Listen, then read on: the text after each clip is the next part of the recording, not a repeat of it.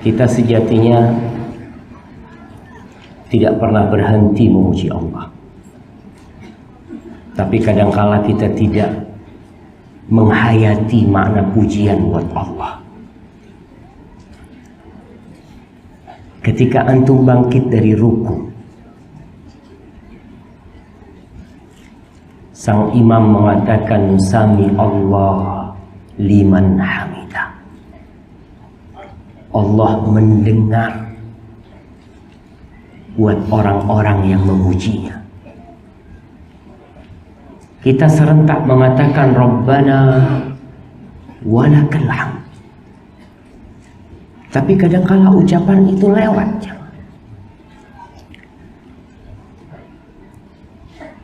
Lewat, berhari-hari lewat.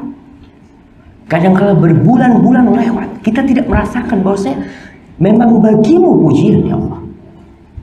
Aku ini bisa bangkit dari ruku. Aku masih bisa berdiri. Lalu aku bisa mendengar ucapan imam mengatakan sami Allahu liman hamidah. Dan aku bisa berucap Rabbana walakal hamd. Itu nikmat yang besar yang Allah berikan kepada kita. Tapi sayang kita sering lupa dengan nikmat-nikmat yang Allah berikan. Allahumma salli wa sallim wa zid wa barik wa an'im ala sayyidina Muhammadin kullama dzakarahu dzakirun wa ghafala an dzikrihi al-ghafilun. Ya Allah, semoga salawat, salam, nikmat dan berkah, pujian dan sanjunganmu senantiasa kau berikan untuk hamba kekasih, untuk manusia termulia yang pernah Allah ciptakan, yang sejatinya tiap hari kita mengucapkan salam buat Nabi. Kita mengatakan assalamu alayka ayyuhan nabiyyu wa rahmatullah wa barakatuh. Kita katakan itu. Dan sama, lewat aja bacaan itu. Seharian kita mengatakan assalamu alayka ayyuhan nabiyyu wa rahmatullah wa barakatuh. Tapi yang melekat di hati kita, gambaran kita untuk Rasulullah sallallahu alaihi wasallam lewat. Pernahkah tatkala kita mengatakan assalamu alayka ayyuhan nabiyyu wa rahmatullah wa barakatuh, lalu muncul di hati kita, kapan aku bisa memandang wajahmu wahai Nabi? Nabi sallallahu alaihi wasallam mengatakan inna min asyaddin nasi hubban, termasuk orang yang paling cinta kepada aku, man lam yarani, itu orang matanya belum pernah memandangku. Dia belum pernah melihat Rasul sallallahu alaihi wasallam. Dia bukan sahabat. Wadda law ra'ani bimalihi wa ahli. Dia ingin bisa memandangku. Kalau ada kesempatan untuk memandangku, walaupun keluarga dia, harta yang dia miliki, rumah, kendaraan, semua habis, tapi dia bisa memandang wajah Rasul sallallahu alaihi wasallam, cukup semuanya. Itu cinta. Cinta membuat kita lupa.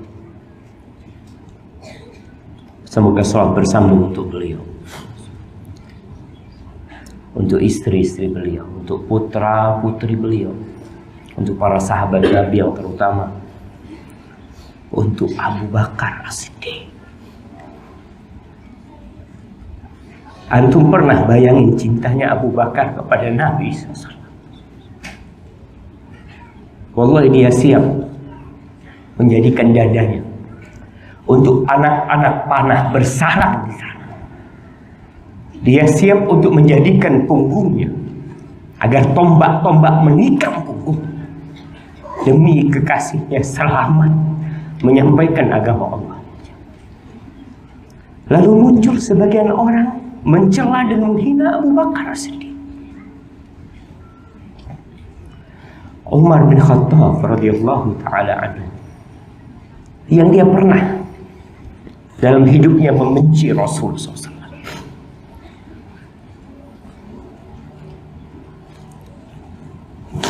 Pernah dalam perjalanan hidupnya dia ingin membunuh Nabi alaihi salatu wassalam. Tapi tatkala dia kenal dengan yang namanya Muhammad sallallahu alaihi wasallam, dia siap mengorbankan segalanya untuk Nabi alaihi salatu wassalam.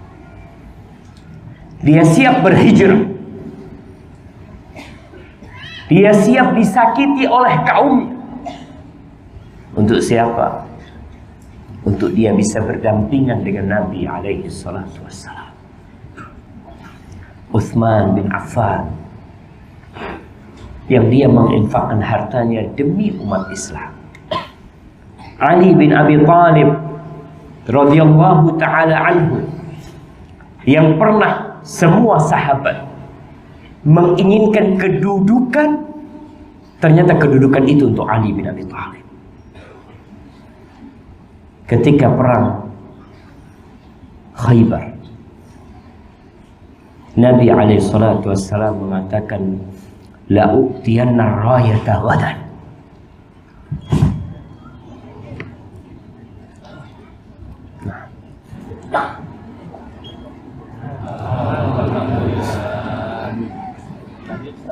Nah. Nah. Mungkin bismillah. Baik jemaah. Ali bin Abi Thalib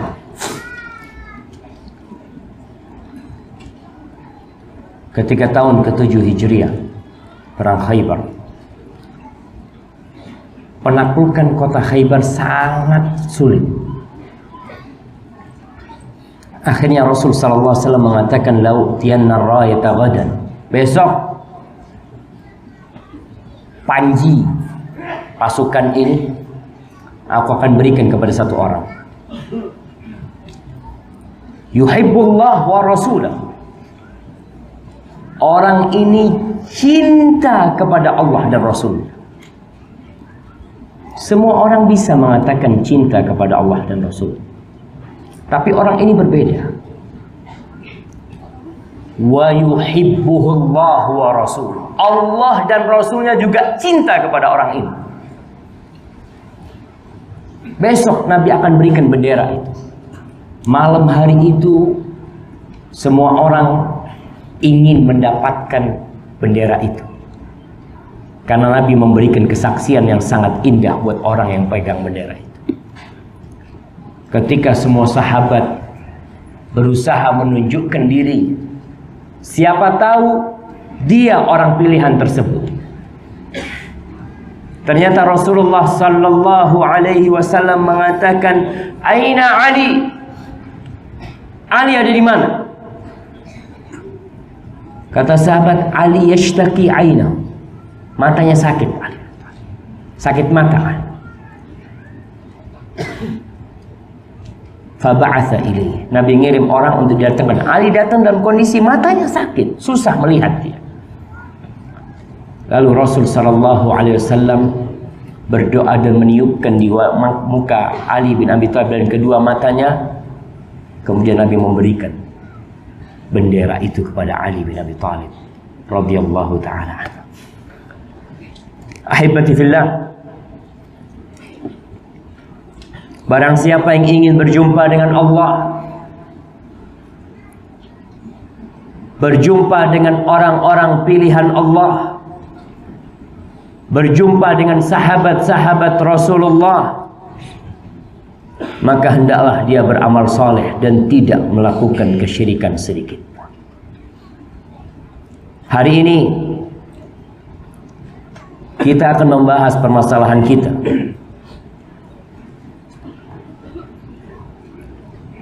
Ketika kegelapan tampak di ufuk timur dan fajar terlambat terbit, orang-orang yang lemah mengira kalau mentari tidak akan muncul di sana. Siang tidak akan hadir. Subuh tidak akan bernafas kembali. Tidak mungkin, jemaah. Tidak mungkin malam itu berkepanjangan. Pasti akan ada fajar. Kegelapan itu ada. Tapi kegelapan akan terusir dengan datangnya mentari. Kita pasti akan melihat cahaya. Walaupun kegelapan itu dalam waktu yang akan datang cahaya yang menerangi kembali dunia ini. Itulah kondisi umat Islam, kondisi kita. Umat Islam mungkin terserang kantuk, namun ia tidak pernah tidur. Mungkin ngantuk umat Islam. Ya. Terkadang umat Islam sakit, tapi dia tidak pernah mati. Sampai kelak hari kiamat akan tetap ada. Umat Islam mungkin berkurang. Di beberapa tempat kita lihat umat Islam berkurang. Karena pemurtadan, karena dibantai oleh musuh-musuh Allah, iya. Tapi tidak akan pernah habis, ya. Umat Islam mungkin lemah, lemes badannya, tapi tidak pernah patah tubuh. Kemudian dia tidak bisa bangkit kembali. Tergerus, ya bisa jadi, tapi tidak pernah binasa. Terdepak dari satu lokasi, dari satu jabatan. Tapi ingat, umat Islam tidak akan pernah hilang dari muka bumi. Generasi pertama umat Islam, para sahabat Nabi, manusia pilihan yang dipilih oleh Sang Pencipta untuk mendampingi Rasulullah Sallallahu Alaihi Wasallam dalam menyampaikan agama Allah ini. Pernah ada sebagian di antara mereka yang mengira pukulan-pukulan kaum kafir Quraisy, konspirasi orang-orang musyrikin akan menjadi penghalang untuk dakwah Nabi Muhammad Sallallahu Alaihi Wasallam. Ya wajar manusia berpikir seperti itu. Tatkala seorang dipukul, dia hanya bertahan. Dipukul lagi, dia bertahan terus. Mereka mengira kalau pukulan itu akan menghancurkan dirinya. La! Silahkan kau pukul terus. Kita tidak akan pernah mati. Kita yakin dengan hal itu. Sebagian sahabat sempat. Mereka mendatangi Rasulullah Sallallahu Alaihi Wasallam. Dalam hadis yang diriwayatkan Imam Bukhari, Khabbab bin Ard bersama beberapa sahabat menjumpai Rasulullah Sallallahu Alaihi Wasallam. Dia bercerita. Cerita ini sebagai pelajaran untuk penerus generasi sahabat. Buat kita cerita itu, jemaah. Yang sekarang kita berada di tempat ini. Khabbab mengatakan, syakauna ila Rasulillah Sallallahu Alaihi Wasallam. Kita pernah mengadu, mengeluh kepada Rasul Sallallahu Alaihi Wasallam. Wa huwa mutawassidun burdatan lahu fi dhillil Ka'bah. Beliau ketika itu sedang bersandar atau berbantal dengan selendang beliau di naungan Ka'bah. Khabbab bersama para sahabatnya. Khabbab, jemaah, antum melihat sahabat Nabi ketika berada di kota Mekah, mereka benar-benar dihabisi. Sumayyah tewas, ditusuk kemaluannya dengan tombak sampai mati di depan mata suami dan anak. Yasir dibantai oleh orang-orang Quraisy. Khabbab bin Ard termasuk yang disiksa. Bilal bin Rabah, kita tahu bagaimana cerita dia. Tapi ingat, happy ending buat Bilal. Buat dia. Kita hanya menunggu waktu untuk itu. Khabbab pernah dibakar punggungnya. sampai hangus. Api yang membakar itu mati karena punggung Khabbab sudah tidak mengeluarkan air cairan lagi, kering. Dia mengatakan kepada kekasihnya, kepada manusia yang paling mulia, dia mengatakan, ala tastansir lana, ala tad'ullah lana. Rasul, apa kau nggak minta tolong sama Allah buat kita?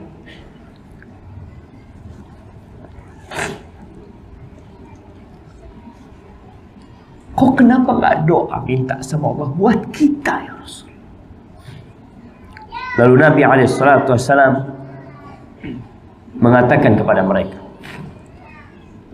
kana ar-rajul fi man qablakum yuhfaru lahu fil ard fayuj'alu fi. Dulu tuh kalian tahu, orang-orang sebelum kalian, Nabi bukan Nabi yang baru. Nabi itu melanjutkan Nabi-Nabi yang sebelum. Nabi kita melanjutkan sallallahu alaihi wasallam perjuangan Nabi Isa alaihi salam.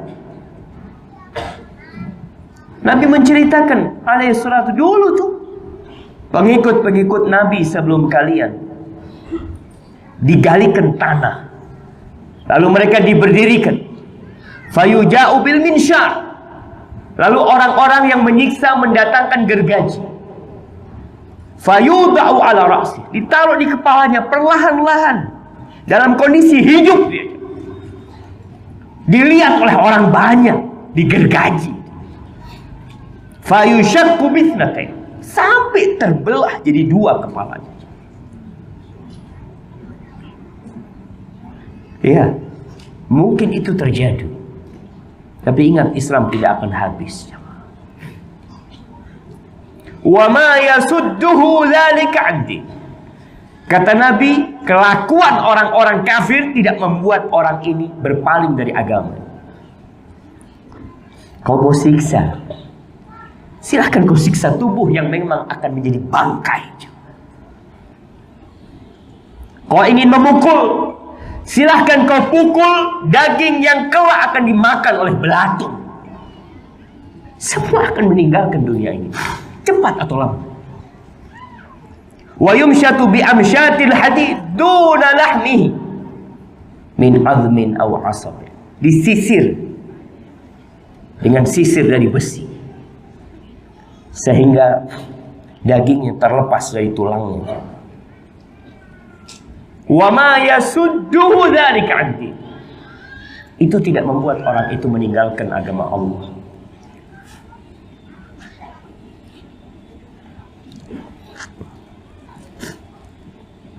Lalu Nabi mengatakan, wallahi la yutimmanna hadzal amr, demi Allah, Allah akan menyempurnakan urusan ini, agama ini akan Allah sempurnakan, hatta yasirar rakib min San'a ila Hadramut, sampai itu nanti akan ada orang yang berkendaraan dari San'a menuju Hadramut, la yakhafu illallah, dia tidak takut kecuali kepada Allah. Negeri itu menjadi negeri yang aman. Tidak ada lagi kekhawatiran di mereka.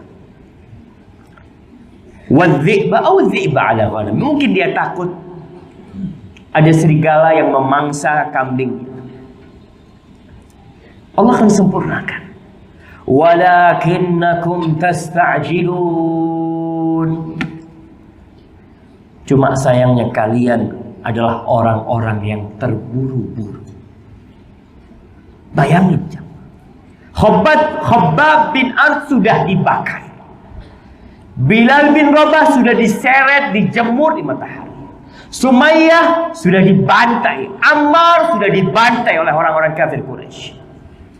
Tapi Nabi mengatakan kalian orang yang terburu-buru, ya. Terburu-buru kalian. Kalau mereka terburu-buru, bagaimana dengan kita, jemaah? Kita sekarang apa? Bukan hanya dari San'a ke Hadramut, jemaah. Yang Nabi ucapkan benar. Tapi bukan hanya dari Sana'a ke Hadramaut. Karena Rasul sallallahu alaihi wasallam menjelaskan bahwa kebaikan agama ini akan sampai di mana ada malam dan siang. Islam bukan hanya untuk bangsa Arab. Islam bukan hanya untuk tanah Arab. Islam itu untuk semua manusia. Apapun bangsamu, apapun warna kulit, selama kau manusia, Islam akan datang menghampiri. Di belahan mana di bumi ini kau akan dapatkan berkah Islam ini telah mengayomi mereka. Rasulullah sallallahu alaihi wasallam bersabda, la yablughanna hadzal amr ma balagha al-lail wan nahar. Agama ini akan sampai di mana ada malam dan siang. Wala yatrukullah, Allah tidak akan meninggalkan satu pun rumah, baik dari batu, dari kulit, dari kayu, dari apapun, illa adkhalahu hadzal din, kecuali agama ini akan masuk ke sana. Masuk mengetuk pintu rumah. Akan sampai.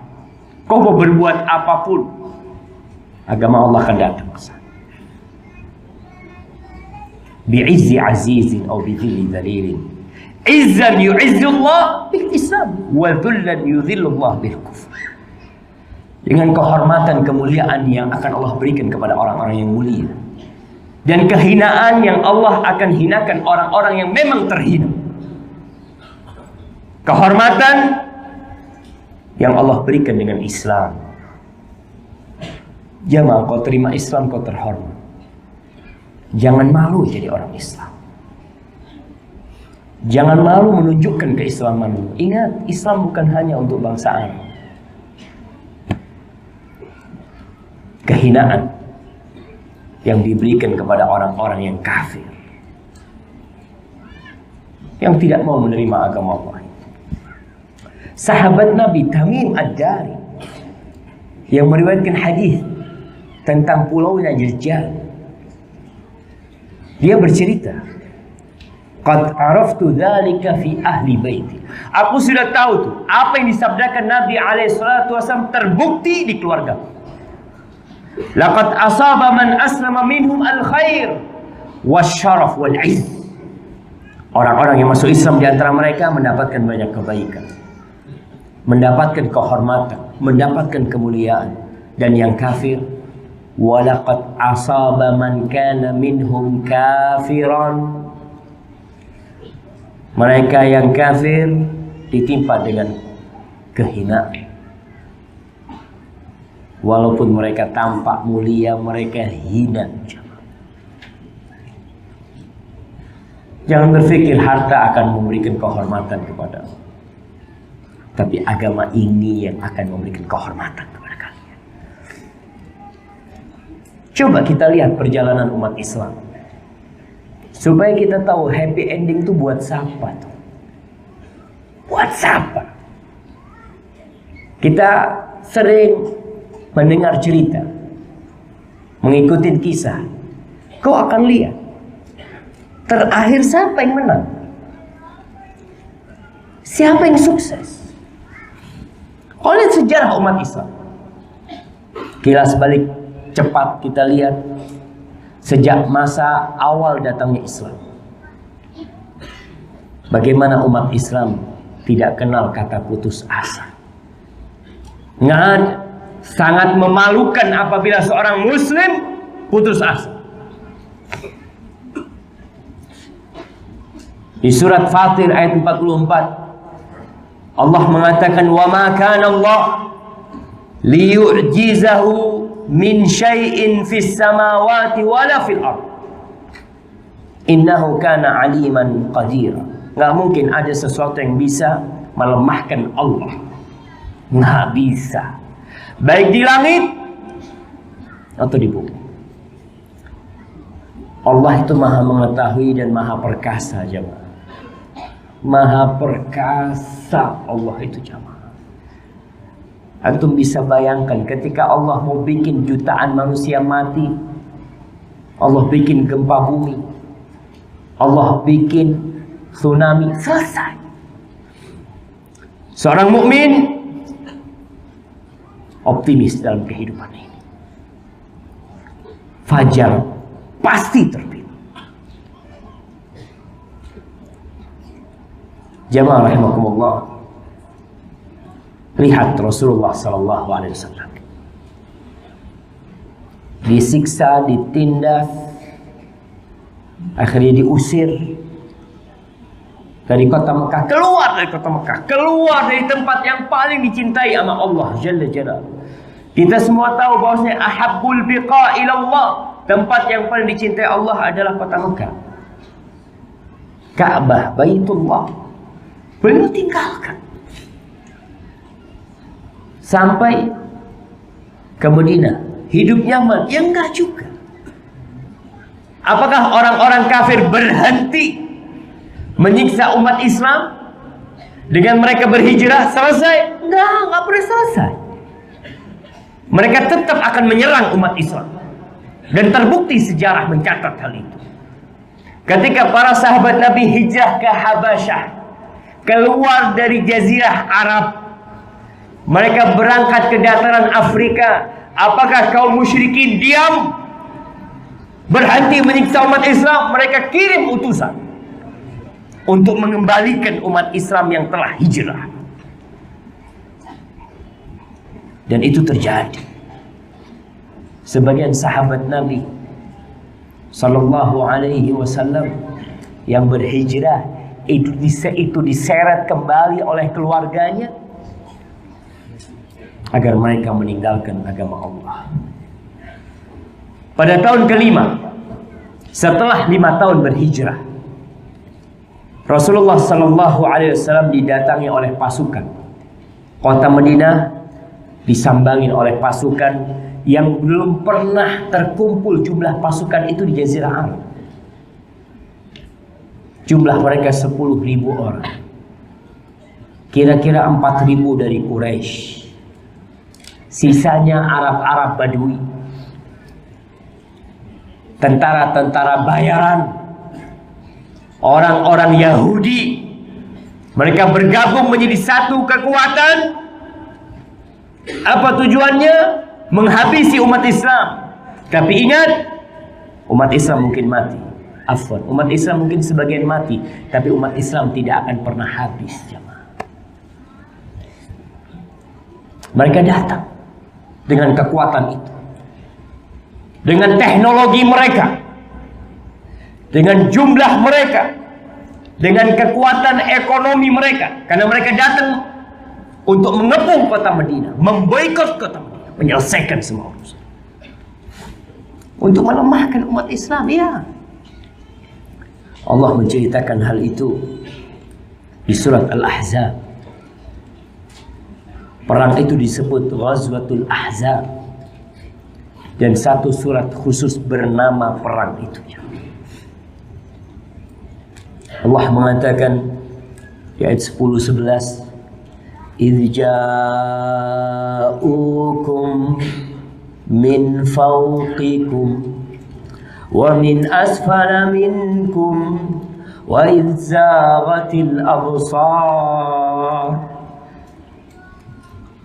wa balaghatil qulubul hanajir wa tadhunnuna billahi dhununa." Ketika pasukan itu datang dari arah atas, datang dari arah bawah, ketika mata kalian terbelalak, bingung dengan jumlah pasukan yang besar, dalam kondisi yang menegangkan di dalam kota Madinah, makanan nggak ada. Pasukan begitu besar, orang-orang Yahudi berkhianat. Mereka berada di dalam kota, berada di dalam pertahanan, mereka berada di dalam selimut yang menyelimuti umat Islam, ada di dalam sana, dan mereka berkhianat. Sampai Allah mengatakan jantungnya para sahabat itu naik sampai ke kerongkongan. Dan mulai prasangka-prasangka kepada Allah macam-macam. Hunalika ibtuliyal mu'minun wa zulzilu zilzalan syadida. Pada waktu itu orang-orang yang beriman diuji, dicoba sama Allah, digoyangkan mereka. Mereka tetap beriman atau tidak? Karena sebagian umat Islam ada yang menyeberang. Ketika hidup susah, ketika mendapatkan sesuatu yang lebih nyaman, dia nyebrang. Umat Islam tatkala itu diuji dengan ujian yang sangat dahsyat sekali. Anas bin Malik radhiyallahu taala anhu menceritakan salah satu peristiwa di perang Ahzab. Dia mengatakan, kharaja Rasulullah sallallahu alaihi wasallam ila al-Khandaq. Rasulullah sallallahu alaihi wasallam berangkat ke parit. Beliau pergi ke sana. Fa idzal muhajirun wal ansar yahfiruna fi ghadatin baridah. Orang-orang muhajirin dan ansar yang hijrah ingin hidup nyaman, yang hijrah ingin mendapatkan kedamaian, ternyata Allah masih uji hijrah mereka. Allah uji. Nabi melihat sahabat-sahabat Ansor Muhajirin sedang di parit, menggali parit mereka. Di posisi pagi yang sangat dingin. Falam yakun lahum abidun ya'maluna dzalika. Mereka enggak punya pembantu. Mereka tidak punya budak-budak yang bisa diperintahkan untuk menggali itu parit. Maka mereka bekerja sendiri. Turun ke parit gali. Abu Bakar, Umar, Uthman, Ali, bahkan Rasulullah sallallahu alaihi wasallam turun ke parit. Falamma ra'a ma bihim minan nasabi wal ju'. Ketika Nabi melihat kondisi para sahabat yang kelelahan dan kelaparan. Antum bisa bayangkan nanti kelaparan seperti apa. Ada orang hijrah, kadangkala ya makan, cuma makannya nggak enak, tidak sampai kelaparan. Tapi para sahabat Nabi kelaparan yang sampai membuat perut mereka diikat dengan batu. Rasulullah SAW ketika melihat para sahabat dalam kondisi seperti itu, beliau mengatakan, Allahumma innal aisha aishul akhirah faghfir lil ansari wal muhajir. Ya Allah, sesungguhnya kehidupan yang sebenarnya adalah kehidupan akhir. Ampuni orang-orang Ansor dan orang-orang Muhajirin.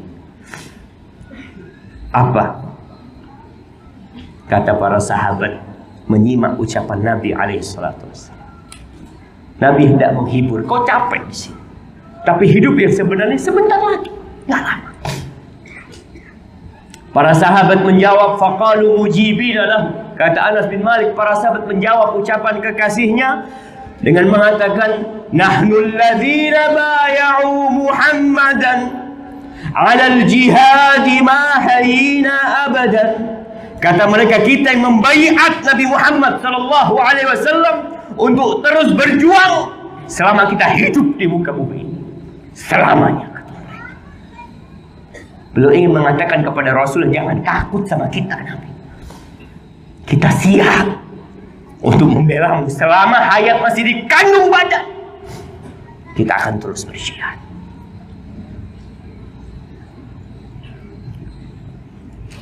Kata Anas bin Malik, فَكَانَ النَّبِيُّ صَلَّى اللَّهُ عَلَيْهِ وَسَلَّمْ يَنْقُلُ التُّرَابَ يَوْمَ الْخَندَقِ.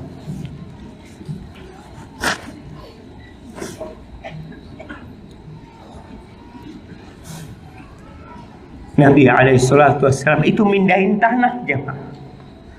Ngangkat tanah beliau dengan tangannya. Mungkin ditaruh di perutnya sehingga perutnya penuh dengan debu. Wallahi kita sekarang dengan pakaian-pakaian yang bersih. Sallallahu ala Nabi Muhammad. Tapi mereka optimis. Mereka tidak pernah putus asa. Syiar umat Islam pada waktu itu disebutkan oleh Ibnu Hisham dalam kitabnya bahwa para sahabat membaca Hamim la yunsarun. Mereka tidak akan ditolong. Tidak bakal ditolong tuh mereka. Terus mereka membaca itu. Kalau bicara lapar tadi yang disampaikan, Imam Bukhari bercerita, fakanu yu'tawna bimil kaffai minasyair. Mereka dikasih dua tangan nih gandum, dicampur dengan minyak samin yang sudah basi, dicampur. Cuma dua ini, tudau baina yadil qaum, ditaruh di orang-orang yang sedang menggali. Wal qaumu jia', orang-orang dalam kondisi lapar. Wahia basyi'atun fil halqi walaha rihun muntin. Itu makanannya nggak enak di tenggorokan dan baunya busuk. Tapi itu yang mereka makan. Tapi memang sayangnya kita kurang bersyukur jadi umat Islam. Selalu mengeluh. Jabir bin Abdullah menceritakan, walabithna thalathata ayyamin la nadhuqu lawaqat. 3 hari kita bekerja di sana tidak mencicipi apapun. 3 hari.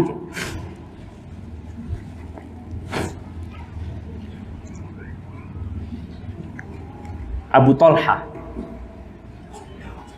suaminya Ummu Sulaim, dia mengatakan, syakauna ila Rasulillah sallallahu alaihi wasallam farafa'na an butunina an hajarin hajar. Kita datang menjumpai Nabi alaihi salatu wasallam, mengadu sama Nabi. Sahabat datang, mereka mengadu kelaparan. Mereka buka perut mereka, ditunjukkan kepada Nabi alaihi salatu wasallam ada batu-batu yang disusun di perutnya, lalu dibikin sabuk. Satu batu sahabat itu.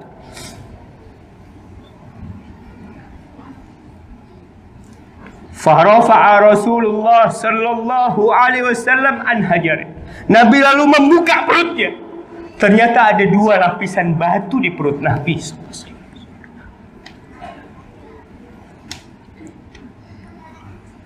Tapi jangan, mereka tetap optimis. Mereka tetap yakin, seyakin kalau Allah akan memenangkan mereka. Ketika mereka sedang menggali, ada batu besar yang membuat parit itu tidak bersambung. Mereka mengadu kepada Nabi alaihissalatu. Nabi turun, beliau ambil,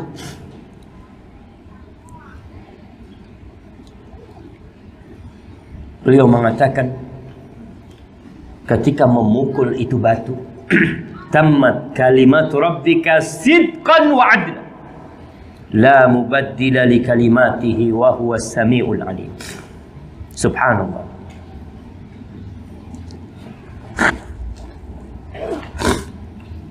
Nabi membaca firman Allah. Kalimat Allah sempurna, benar dan adil. Semua berita yang ada dalam Al-Quranul Karim pasti akan terjadi. Dan semua hukum yang disebutkan dalam Al-Quranul Karim itu pasti adil. Nggak ada yang bisa merubah. Nggak ada yang bisa merubah.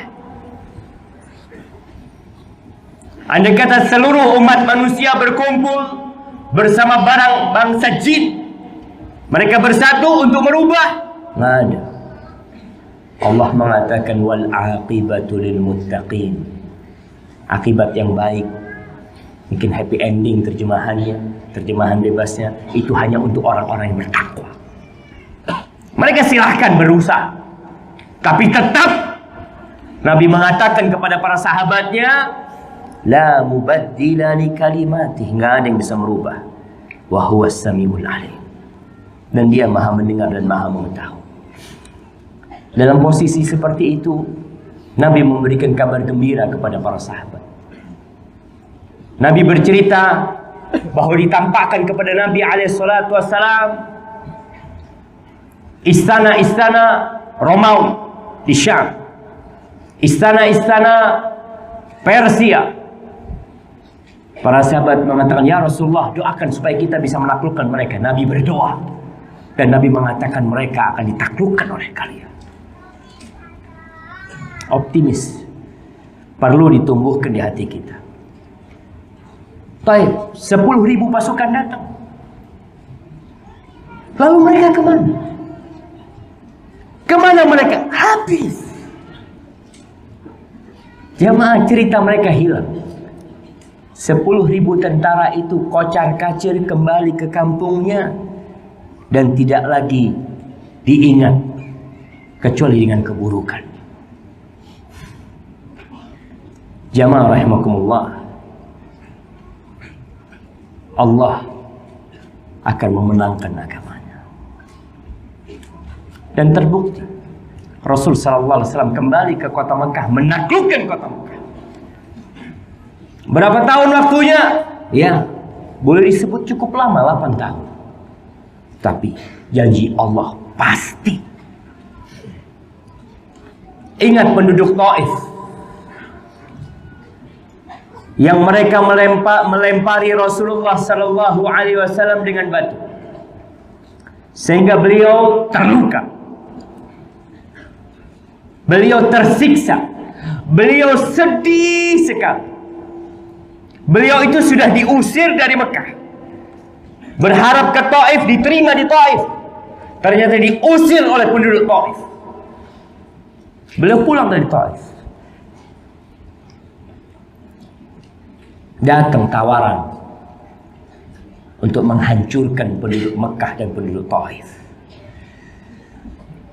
Gunung mau ditimpakan kepada mereka. Nabi enggak. Nabi tetap berharap, dan kita harus terus berharap. Jangan pernah putus asa. Apa kata Rasul sallallahu alaihi wasallam menolak tawaran malaikat? Allah yang ngutus malaikat. Tapi Nabi cinta jamaah. Dan ini harus dimiliki oleh setiap muslim. Kesungguhan semangat agar orang lain dapat hidayah.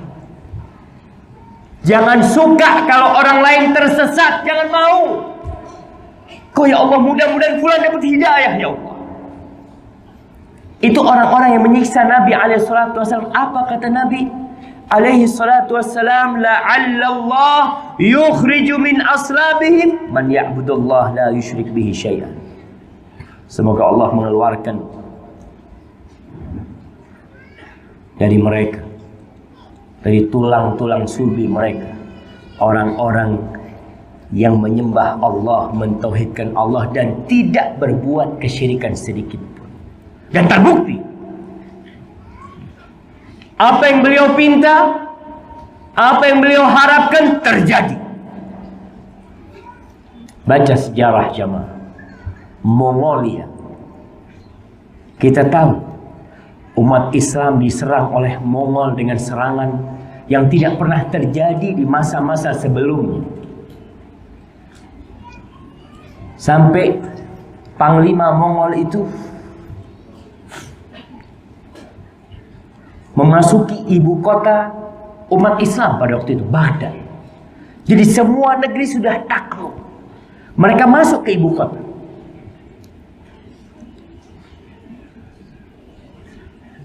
Khalifah umat Islam pada waktu itu pun dibantai. Tapi kemana Mongol hari ini jemaah? Kemana pasukan Tatar yang pernah menghancurkan umat Islam? Mereka pernah sampai ke Jazirah Arab, hilang mereka dari sana. Sebagian yang tersisa di negeri Islam masuk Islam, tapi tidak satu pun di antara mereka yang tetap kafir di negeri. Mereka kabur semuanya. Kenapa? Karena janji Allah pasti, jemaah. Pasti. Ingat perang salib. Kalian lihat mana serangan-serangan kaum salibiyin yang dipimpin oleh Eropa, yang mereka berkumpul menjadi satu, diarahkan oleh pendeta-pendeta, dibawa tuh salib-salib dalam peperangan mereka, dikeluarkan semua orang-orang baik di antara mereka untuk ikut berperang, dan mereka pernah, kita katakan, kita jujur, mereka pernah menduduki Palestina. Mereka pernah membuat darah setengah betis di Palestina. Mereka pernah menyembelih puluhan ribu umat Islam di Palestina. Tapi kemudian Salahuddin Al-Ayyubi mengusir mereka. Yakin kita. Mungkin musuh-musuh Islam melukai kita, menusuk kita, tapi tidak akan pernah mematikan umat Islam. Karena Allah mengatakan wal aqibatu lil muttaqin. Akhirnya hanya untuk orang-orang yang bertakwa. Ahibati fillah, ujian yang datang, kesusahan yang menimpa umat Islam, kesulitan yang membuat mereka tidak bisa bergerak, dipojokkan, ditindas, di mana-mana yang kita lihat. Di beberapa negeri di dunia ini, di Rohingya contoh, atau di Palestina, atau di Suriah. Untuk apa semua itu? Allah mengatakan, "Maka Allah liyadharal mu'minina 'ala ma antum 'alaihi hatta yamizal khabith min at-tayyib." Allah itu nggak mungkin akan membiarkan kalian.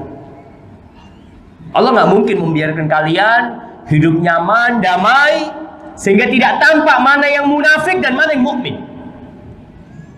Ketika tidak ada masalah, ya nggak kelihatan mana orang-orang munafik, mana orang-orang yang hanya mengambil kesempatan dengan masuk Islam. Tapi tatkala turun bala dan musibah, kata Allah, liyamiza hatta yamizal khabith min at-tayyib, sehingga tersingkap yang buruk-buruk dari yang baik-baik.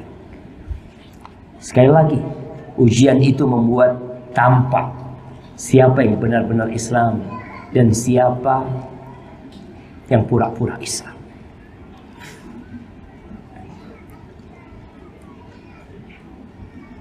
Dan optimis ya. Buktinya sekarang, di masa yang lalu tidak ada yang sholat di masjid kecuali orang-orang yang sepuh, orang-orang yang sudah pensiun, yang memang sudah tidak bisa berbuat apa-apa. Dia sudah diturunkan dari jabatan, dia sudah tidak bisa memiliki kekuatan lagi untuk memberikan manfaat kepada umat. Kadangkala iya, dulu mereka yang memakmurkan masjid dengan jumlah yang sangat sedikit. Tapi sekarang kita lihat di Masjid Jenderal Sudirman ini, kau hitung berapa yang sepuh. Yang paling tua anak kasih hadiah. Mana yang sepuh? Berapa Bapak? 70? 77. Masya Allah, kayaknya beliau paling tua jamaah. Barakallahu fiik. Nah, sisanya di bawah 40 tahun.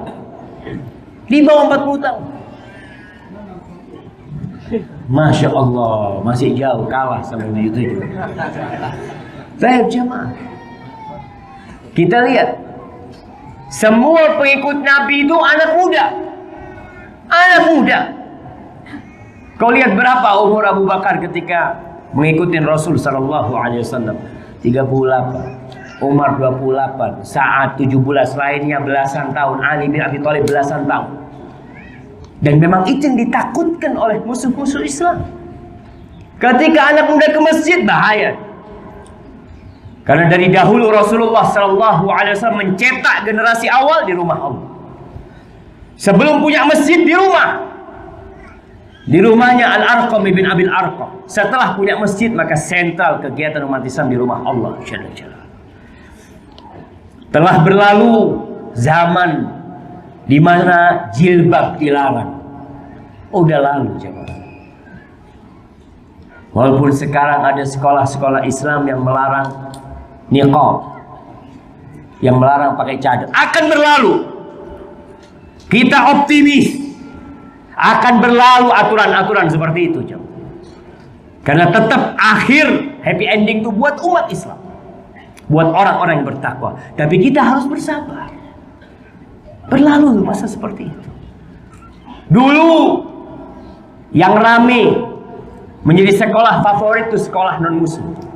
Tapi sekarang alhamdulillah umat Islam sudah punya sekolahan-sekolahan yang bagus. Sudah banyak, Allahu Akbar. Dulu mungkin gak ada dokter yang hafidh Quran. Gak ada dulu. Sekarang banyak. Bahkan perguruan-perguruan tinggi negeri memberikan peluang besar buat orang-orang yang hafidhul Quran. Karena mereka akan jadi dokter-dokter yang memberikan cahaya. Bukan hanya untuk tubuh, tapi untuk hati orang-orang. Maka kita optimis. Jamaah rahimakumullah, bergembiralah.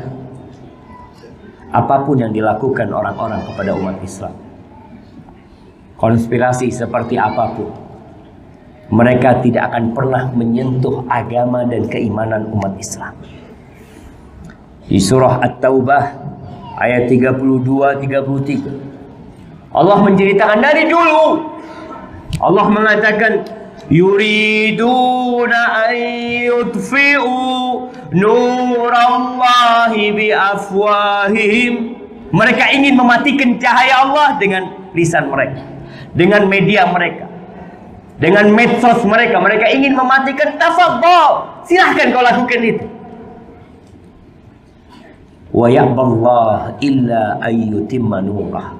Tapi Allah akan menyempurnakan cahaya.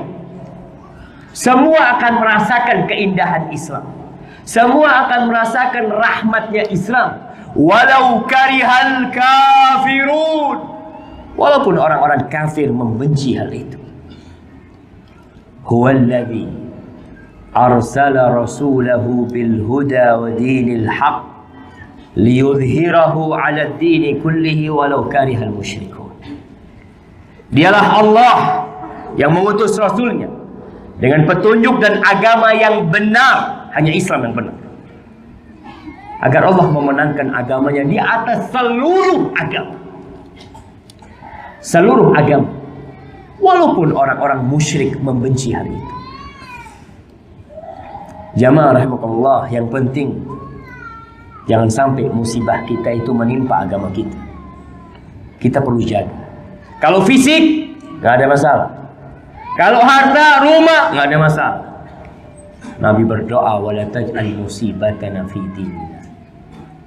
Jangan jadikan musibah kami di agama kami, ya Allah. Kalau yang tertimpa tubuh kita gampang jemaah, cepat sembuh. Tapi kalau sudah hati,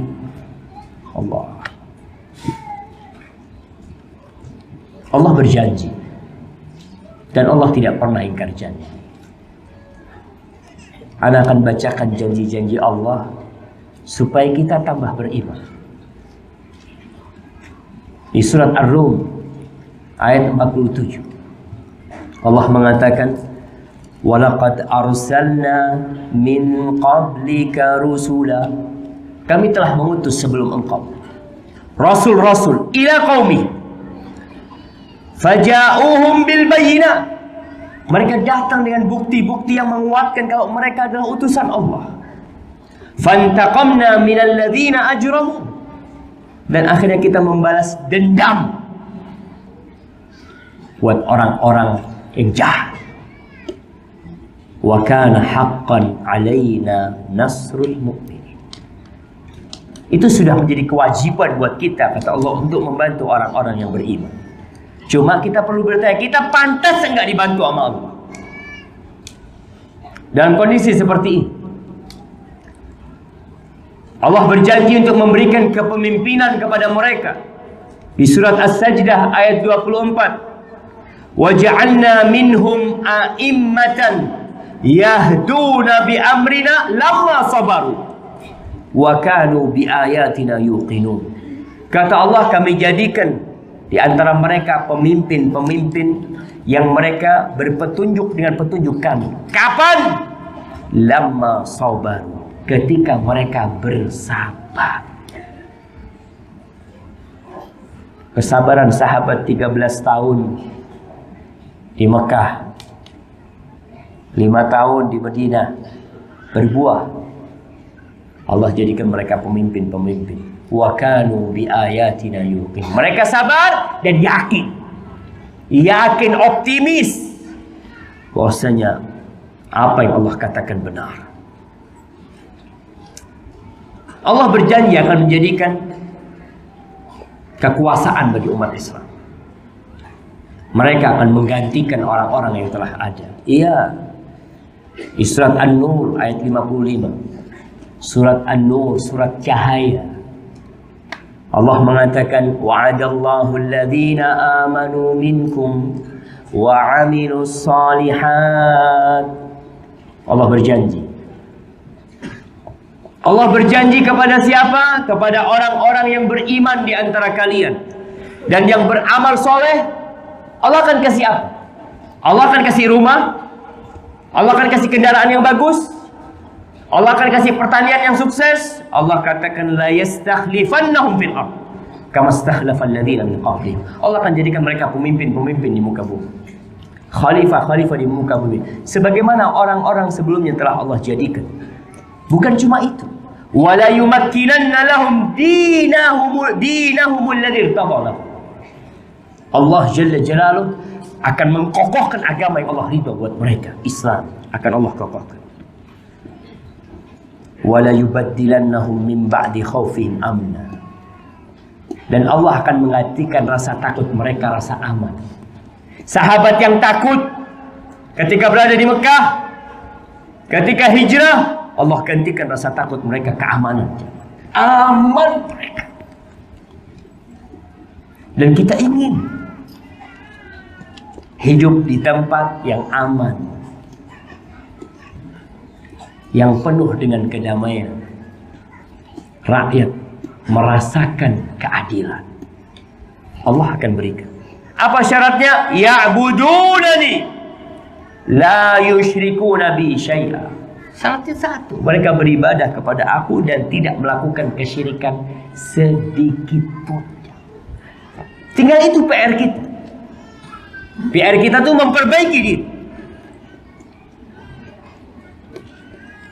Di surat Muhammad sallallahu alaihi wasallam ayat 7 Allah mengatakan, ya ayyuhalladzina amanu in tansurullaha yansurkum wa yuthabbit aqdamakum. Allah mengatakan, wahai orang-orang yang beriman, apabila kalian menolong Allah, Allah nggak butuh pertolongan kita sebenarnya. Tapi Allah mengatakan kalau kalian menolong Allah dengan menegakkan agamanya, menjalankan aturan Allah, rumahmu jadikan rumah yang Islami, tempat tinggalmu jadikan tempat tinggal yang Islami, tempat kerjamu tempat kerja yang diridhain Allah Subhanahu wa ta'ala. Dimanapun kau berada, kau membantu Allah. Apa kata Allah? Yansurku. Allah akan bantu kalian. Allah akan tolong kalian. Jadi untuk minta tolong tuh minta tolong sama Allah, dengan menegakkan apa yang Allah inginkan dari kita. Kondisi saudara-saudara kita di Rohingya, apa yang seharusnya kita lakukan? Kau bantu Allah. Kau Islam dari lahir. Kau lihat kondisimu, apakah sudah pantas kau disebut seorang Muslim yang sejati, atau separuh Islam? Ada yang sepertiga Islam. Padahal Allah mengatakan udkhulu fis silmi kafah. Rasulullah sallallahu alaihi wasallam mengatakan innan nasra ma'as sabri. Sesungguhnya pertolongan itu bersama kesabaran. Bersama kesabaran. Tidak menggebu-gebu, tidak tergesa-gesa, tapi bersabar. Antum lihat Nabi Musa alaihissalam, bagaimana Allah tolong Nabi Musa? Apakah karena Nabi Musa bersama Bani Israel berontak kepada Fir'aun? Mereka melakukan itu? Enggak. Fir'aun pemimpin. Mereka sabar. Lalu Allah berikan jalan keluar kepada mereka. Wa annal faraja ma'al karb. Kau ketahui bahwasanya jalan keluar itu tentunya ketika kau ada kesempitan. Jadi kau bicara jalan keluar, kau harus sempit dulu kau. Baru ada jalan keluar. Nemu jalan buntu, baru tuh akan ada tuh jalan keluar. Wa inna ma'al usri yusra. Kata Nabi dan kata Allah, fa inna ma'al usri yusra. Sesungguhnya bersama kesulitan ada kemudahan. Jadi umat Islam tatkala menghadapi kesulitan, optimis, sebentar lagi ada kemudahan. Sebentar lagi. Tinggal kitanya sabar. Bahkan Nabi mengatakan sallallahu alaihi wasallam, "Wala yaghliba usrun yusrain." Tidak akan mungkin ada satu kesulitan yang mengalahkan dua kemudahan. Enggak. Ada satu kesulitan, sesudahnya ada kemudahan. Jamaah, apa yang perlu kita lakukan? Tadi bersabar, dan bertakwa kepada Allah Subhanahu wa taala. Bertakwa. Allah mengatakan di surat Al-A'raf ayat 96, kita perlu menebarkan takwa, dan khatib Jumat senantiasa mengingatkan takwa, karena memang itu kunci surga.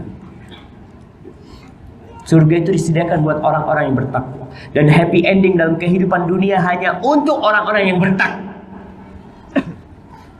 Allah mengatakan surat Al-A'raf ayat 96, walau anna ahlal qura amanu wattaqau. Andai kata penduduk negeri itu beriman dan bertakwa, apa yang akan terjadi? Allah berjanji, la fatahna alaihim barakat minas sama'i. Allah akan bukakan buat mereka berkah dari langit dan dari bumi. Ahibati fillah, Sa'ad bin Abi Waqqas dalam perang Qadisiyah, ketika dia melewatin markas pasukan umat Islam di malam hari, dia melihat sebagian mereka sedang sholat malam dalam posisi perang. Mereka sholat malam. Apa kata Sa'ad bin Abi Waqqas? Minha huna ya'tin nasr. Dari sini nih kemenangan datang. Dari mereka yang sholat.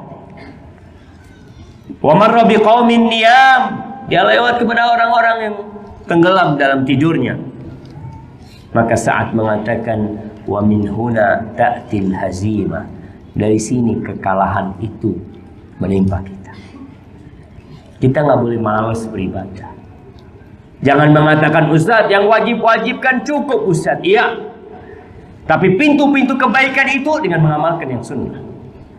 Untuk mengundang rahmat Allah dan barokahnya, kau perlu dekat sama Allah Jalla Jalaluhu.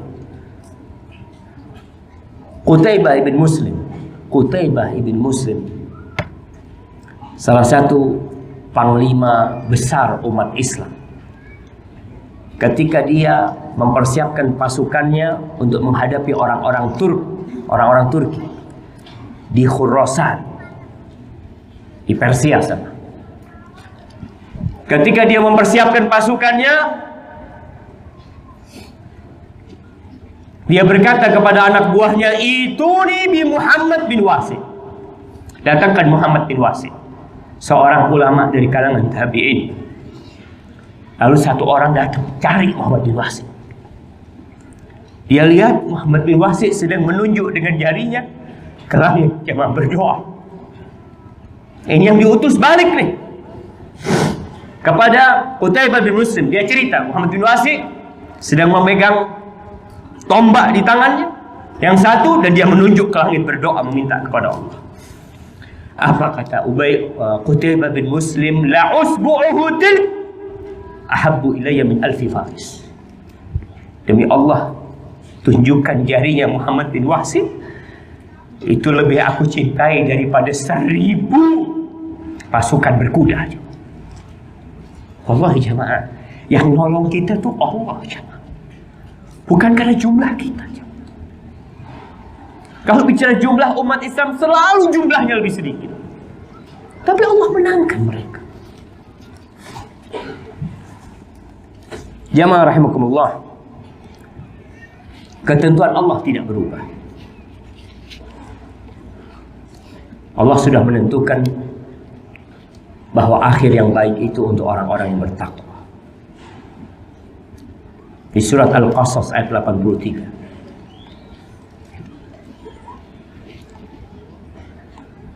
Ketika Allah selesai menceritakan tentang Nabi Musa bersama Bani Israel,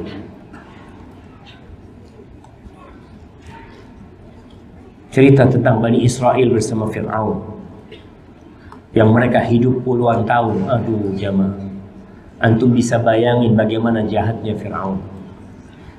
Bayi-bayi disembelih sama mereka. Anak baru keluar laki dibunuh disembelih. Ada ibunya, ada bapak. Bagaimana kondisi Bani Israel? Bertahun-tahun, puluhan tahun. Di surat Al-Qasas 83 Allah mengatakan tilka darul akhirah naj'aluha lilladzina la yuriduna 'uluwan fil ardi wala fasada. Itu kehidupan akhirat Allah jadikan buat orang-orang yang tidak ingin kesombongan di muka bumi, tidak ingin merusak di muka bumi. Wal aqibatu lil muttaqin. Dan akhir yang baik itu untuk orang-orang yang bertakwa. Dan di surat Al-A'raf Allah menceritakan bagaimana Nabi Musa berusaha untuk menumbuhkan keyakinan kepada Bani Israel, bahwasanya al-aqibatu lil muttaqin, bahwasanya akhirnya buat orang yang bertakwa. Berusaha nih Nabi Musa. Nabi Musa mengatakan kepada mereka, qala Musa liqaumi, Nabi Musa berkata kepada kaumnya, ista'inu billah wasbiru. Kalian minta tolonglah kepada Allah dan bersabar. Jamaah yang punya masalah, minta tolong sama Allah, kuncinya dan bersabar. Kenapa? Innal arda lillah. Bumi ini milik Allah. Bumi ini milik Allah. Oke, ada nama benua Amerika, ada nama benua Australia, benua Asia, tapi semuanya milik Allah Jalla Jalaluhu. Semuanya akan jadi rata. Tidak ada lagi yang melengkung dari bumi Allah. Yurithuha man yasha min ibadi. Allah akan wariskan bumi ini kepada siapa saja yang Allah kehendaki dari hamba-hamba. Ini terjadi, kita lihat. Dikuasai oleh orang-orang kafir, dikuasai oleh umat Islam, dikuasai lagi oleh mereka. Tapi pada akhirnya nanti, kalau mungkin ada sesi pertama, sesi kedua, sesi ketiga, penutup, wal aqibatu lil muttaqin. Happy ending buat orang-orang yang bertakwa. Apa kata kaumnya Nabi Musa? Mendapatkan semangat seperti itu, mereka mengatakan, qalu udzina min qabli an ta'tiyana. Musa, sebelum kau datang kita sudah disiksa, kita sudah disakiti sebelum kau datang. Wa min ba'di ma ji'tana, kau datang juga kita masih tersiksa. Seakan-akan mereka mengatakan, kapan tuh yang dikatakan al-aqibatu lil muttaqin? Ya sabar, kata Nabi Musa.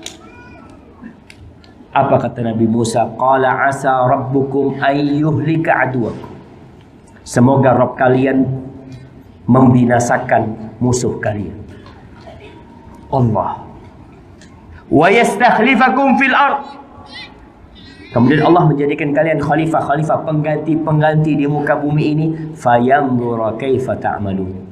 Lalu Allah melihat gimana perbuatan kalian. Itu Nabi Musa. Bagaimana dengan Nabi Nuh alaihissalam?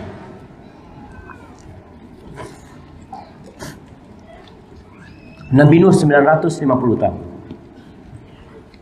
Lama banget jemaah. Lama sekali. Entah kalau sekarang berapa generasi. Indonesia baru ada belum satu generasi. 72 tahun kita merdeka. Nabi Nuh berdakwah 950 tahun. Berat buat Nabi Nuh. Karena menghadapi kaum yang sangat-sangat bodoh. Jahilun mereka. Akhirnya Allah mengatakan kepada Nabi Nuh,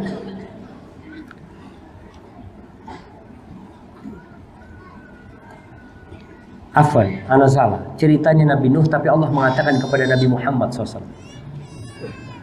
Setelah Allah menceritakan cerita Nabi Nuh, Allah berkata kepada Nabi kita.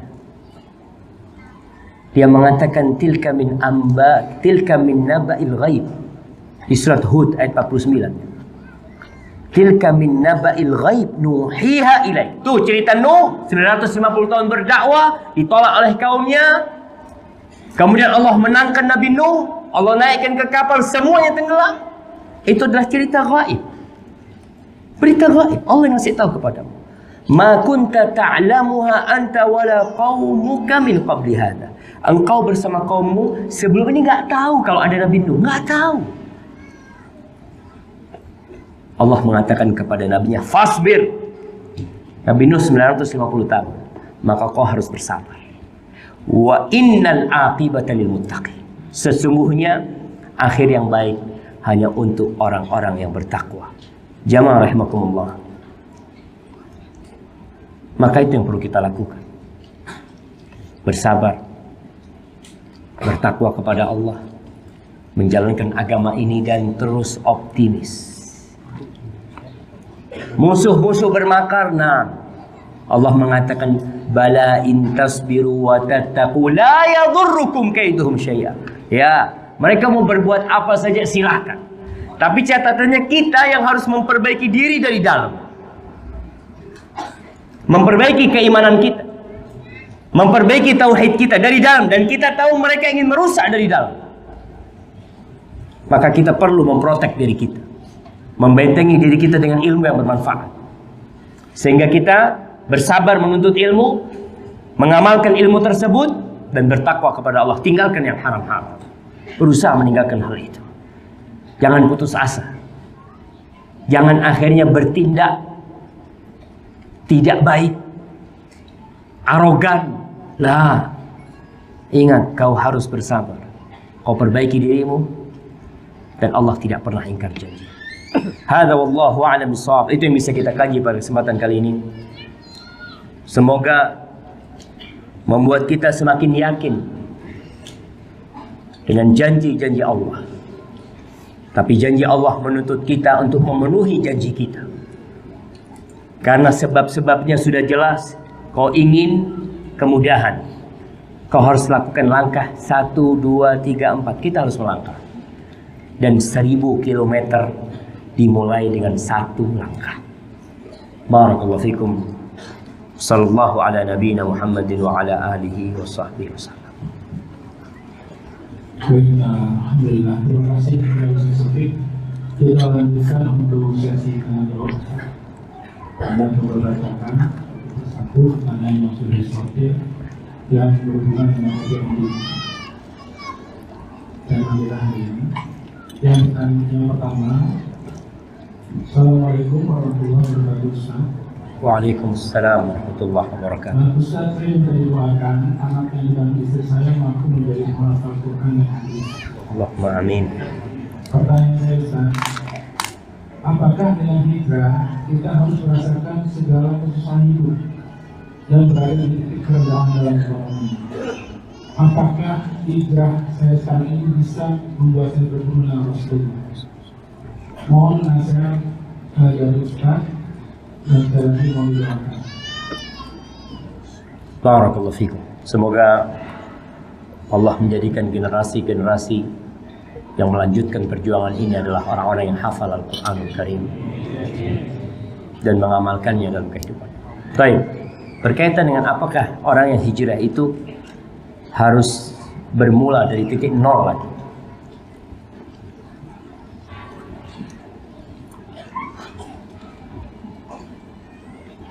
Tergantung niatmu. Allah mengatakan, Rasul sallallahu alaihi wasallam mengatakan, "Faman kanat hijratuhu lillahi wa rasul, faman kanat hijratuhu ila Allah wa rasuli, fahijratuhu ila Allah wa rasul." Kalau hijrahnya itu karena Allah dan Rasulnya, maka dia akan hijrah menuju Allah dan Rasulnya. Tidak bermula dari titik nol. Dia akan bersama pencipta langit dan bumi ini. Dia akan bersama Rasulullah SAW. Apakah ada kenikmatan yang lebih daripada engkau bersama Allah? Yang selama ini kau jauh dari Allah. Jadi tatkala niatmu itu hijrah menuju Allah, Allah akan terima engkau. Dan sejatinya masalah ekonomi tadi Anda sampaikan, tubuh ini mungkin terluka,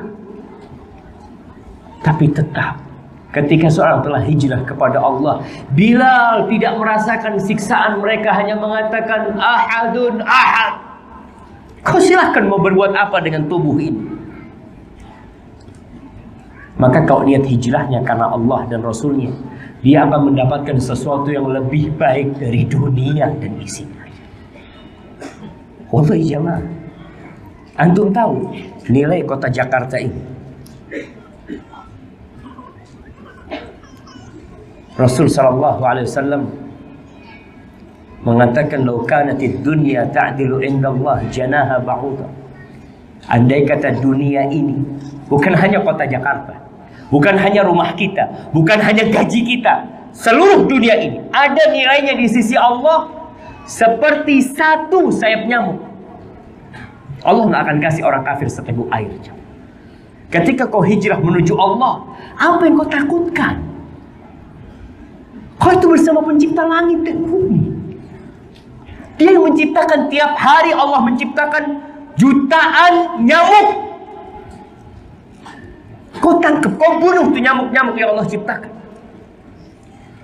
Dan dunia dengan isinya tidak lebih dari satu sayap. Faman kanat hijratuhu lidunya yusibuha aw imra'atin yankihuha fahijratuhu ila ma hajara ilaih. Kalau hijrahnya itu karena dunia yang ingin dia dapatkan, hijrahnya karena wanita yang ingin dia nikahi, ya sudah urusan dia, hijrahnya ke sana. Cuma yang hijrah menuju Allah, Allah ingin menguji kebenaran hijrahmu. Orang kalau hijrah karena Allah, nggak punya duit, nggak ada masalah. Mau di PHK nggak ada urusan. Karena hijrahnya untuk Allah. Dan antum lihat bagaimana sahabat-sahabat Rasul sallallahu alaihi wasallam yang kaya raya ketika berada di kota Mekah, mereka hijrah ke Habasyah, ya Pak. Ke Habasyah. Bukan negeri Arab. Negeri yang mereka tidak tahu mau kerja apa, mau makan apa. Cuma mereka dapat informasi dari Rasul sallallahu alaihi wasallam, kalau di Habasyah ada raja yang tidak menzalimi rakyatnya. Mereka hanya berpikir, aku bisa menegakkan agamaku di tempat itu, walaupun negerinya negeri kafir. Berangkat jemaah. Ditinggalkan, semuanya ditinggalkan. Yang hijrah dari Mekah ke Madinah sama. Subhanallah. Kau lihat Suhaib Ar-Rumi, Abdurrahman bin Auf, Utsman bin Affan yang datang ke Madinah dalam kondisi nol. Kau tahu Abdurrahman bin Auf datang ke Madinah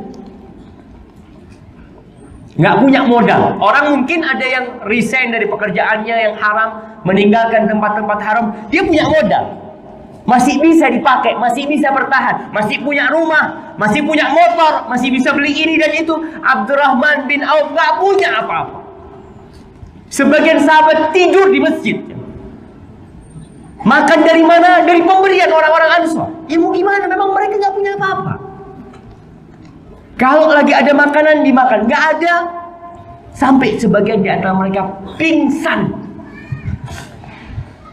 Ali bin Abi Thalib, Wallahi Ali bin Abi Thalib pernah satu hari dia berjalan dalam kondisi lapar menuju ke Masjid Nabawi. nggak punya apa. Ya lihat, ada orang Yahudi. Orang Yahudi sukses pada waktu itu di Madinah. Kaya-kaya mereka. Ali melihat orang Yahudi, dia menampakkan dirinya. Dipanggil sama orang Yahudi, ya Arabi. Panggil, ya Arabi, orang Arab, kata dia. Mau kau ambilkan air di sumur, setiap satu timba 1 butir kurma. Setiap satu timba 1 butir kurma. Ali lapar, dia mau kerja. Tiap satu kali mengambil dikasih 1 kurma, diambil sama. Ketika kurma itu sudah penuh setangan Ali tinggalkan. Selamat tinggal. Aku cuma butuh makan, aku mau ngaji, mau belajar sama Nabi SAW. Berangkat ke Masjid Nabawi. Gak punya apa-apa jemaah. Abdurrahman bin Auf, awal kerja dia di Madinah, Masya Allah, tapi seorang muslim harus punya jiwa besar. Ingat, tangan di atas lebih baik daripada tangan di bawah. Abdurrahman bin Auf ditawarin istrinya Sa'ad bin Rabi, ditawari separuh kekayaannya Sa'ad bin Rabi. Apa kata Abdurrahman bin Auf? Barakallahu laka fi malika wa ahlika. Semoga Allah memberikan berkah kepadamu di hartamu dan keluargamu. Dulluni ala suq, tunjukkan di mana ada pasar, aku mau kerja. Kerja mereka jangan. Kalau bicara dari nol, ada sebagian dari nol. Tapi sebagian di antara kita merasa dari nol padahal dia punya rumah. Merasa dari nol padahal dia punya motor. Merasa dari nol dia punya perabotan. Tuh sahabat nol benar.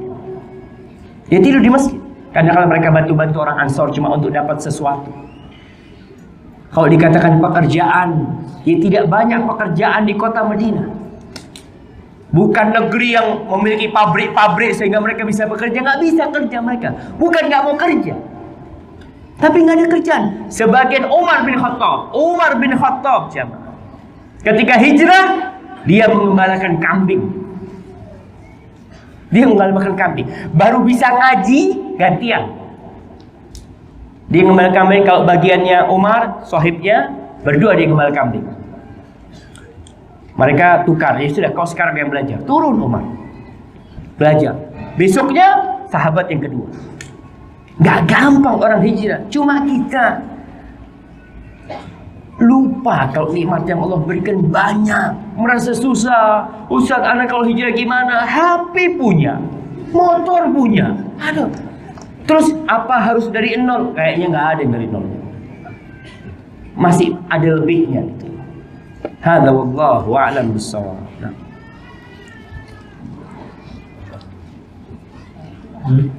Para jamaah sekalian, mohon maju lagi sedikit. Rupanya masanya datang nih. Jamaah, anda lihat banyak tempat di sini. Coba merapat. Lantai 3, lantai 4. Banyak jamaah yang masih baru pada datang. Nah, kita kasih kesempatan.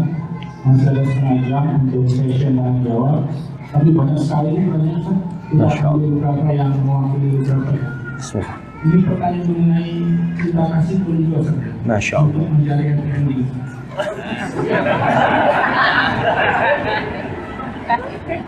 Assalamualaikum Ustaz. Waalaikumsalam warahmatullahi wabarakatuh. Anda memendam perasaan suka terhadap akhwat selama 7 tahun. Karena ingin mengungkapkan dan melamarnya, tapi Anda takut ditolak. Apakah solusi terbaik untuk keadaan ini? Masya Allah. Doa dan jawaban.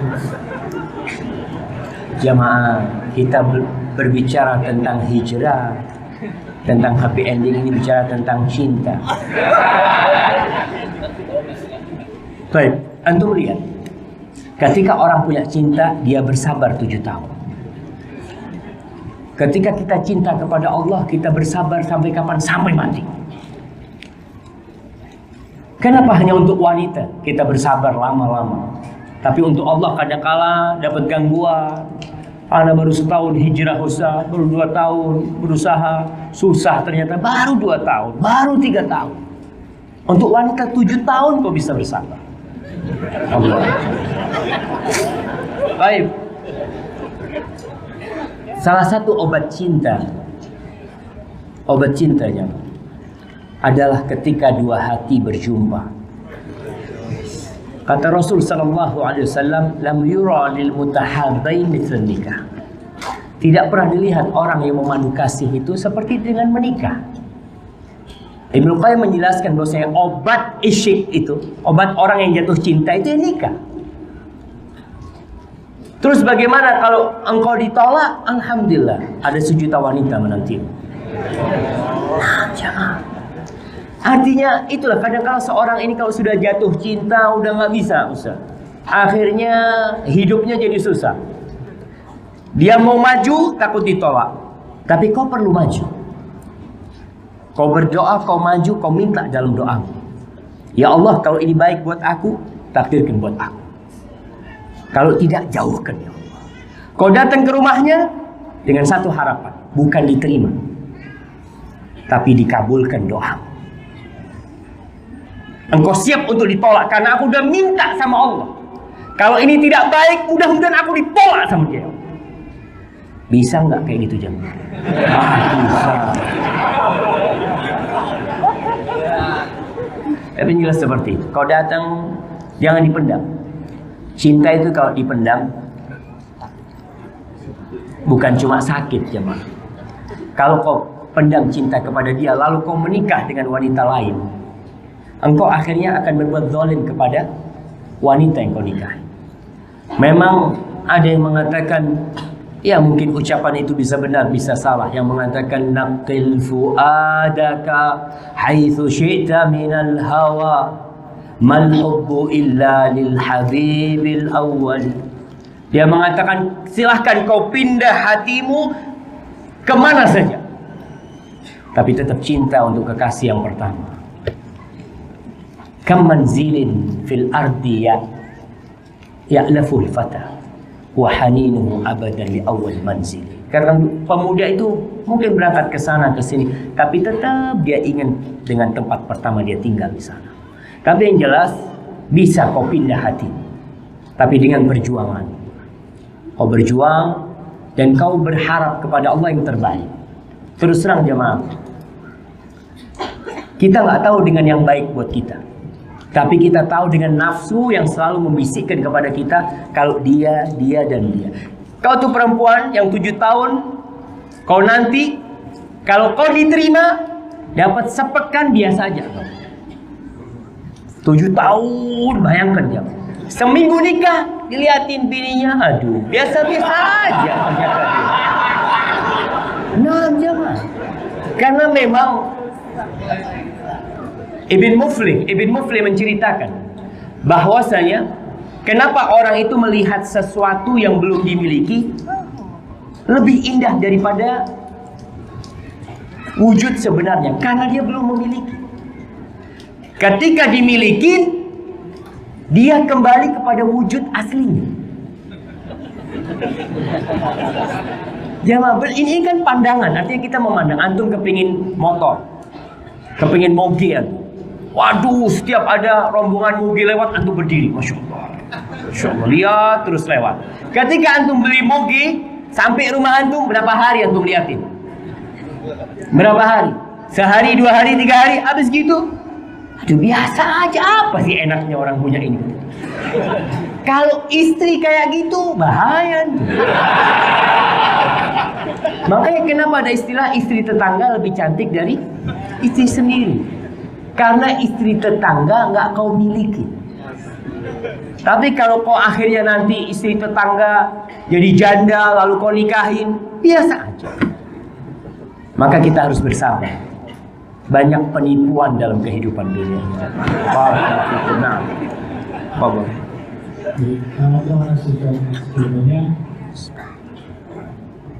Ini ada beberapa pertanyaan yang coba digabungkan mengenai usaha kita untuk meyakinkan sahabat, meyakinkan orang tua, dan juga abang kita ataupun saudara kita mengenai hijrah kita, atau pilihan-pilihan kita. Misalnya kita mau sekolahnya yang ke hafiz Quran, kata orang tua sekolahnya yang umum aja karena nanti masa depannya lebih bagus misalnya. Atau abang kita ajak untuk hijrah, tapi beliau yang bersangkutan selalu menolak kita. mohon diberikan semangat supaya bagaimana itu Ustaz? Apakah ada batasnya kita mengajak mereka atau cukup sampai di mana itu Ustaz? Barakallahu fiik. Subhanallah jemaah. Kita ingin kebaikan itu dirasakan oleh semua orang. Kita ingin orang-orang dekat kita merasakan indahnya apa yang kita rasakan. Maka bagaimana kita berbagi kebahagiaan dengan mereka? Yang pertama, kau harus belajar. Karena dengan ilmu kau akan memahami apa yang seharusnya disampaikan pertama kali dan apa yang seharusnya ditunda. Dengan ilmu kau bisa memahami karakter ayahmu, karakter ibu. Kau lihat, oh ibuku kayak gini, kakakku seperti ini. Rasulullah SAW menghadapi para sahabatnya sesuai dengan karakter mereka. Gak semua dipukul rata. Ada sebagian sahabat yang cinta kehormatan. Ada manusiawi orang cinta kehormatan. Apa yang dilakukan oleh Nabi SAW ketika Nabi berbagi nikmat. Ada rezeki dibagi-bagi mana? Ada pakaian atau apa? Sebagian sahabat nggak dapat karena jumlahnya terbatas. Maka Nabi SAW memberikan kepada beberapa sahabat. Sahabat Nabi yang bernama Amr bin Taghlib tidak dikasih. Dia sakit hati karena tidak dikasih. Sampai itu berita itu kepada Nabi SAW. Nabi naik mimbar. Ini orang berdakwah. Gimana mengobatin orang yang sakit hati? Nabi mengatakan sallallahu alaihi wasallam, "Inni la'uti rijalan wa ada'u akharin." Aku memberi kepada sebagian orang dan sebagian lainnya aku gak kasih. Padahal yang tidak aku kasih lebih aku cintai daripada yang aku kasih. Minhum Amr bin Taghlib. Di antara mereka adalah Amr bin Taghlib. Amr dengar namanya disebutkan, langsung dia, oh Masya Allah. Dia ngomong, aku lebih suka dikasih ucapan ini daripada dikasih harta yang paling mewah.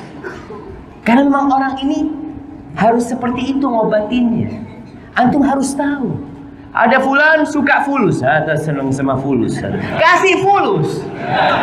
Betul jangan. Bagaimana Rasulullah SAW berbagi dunia ketika perang Hunain. Safwan ibn Umayyah.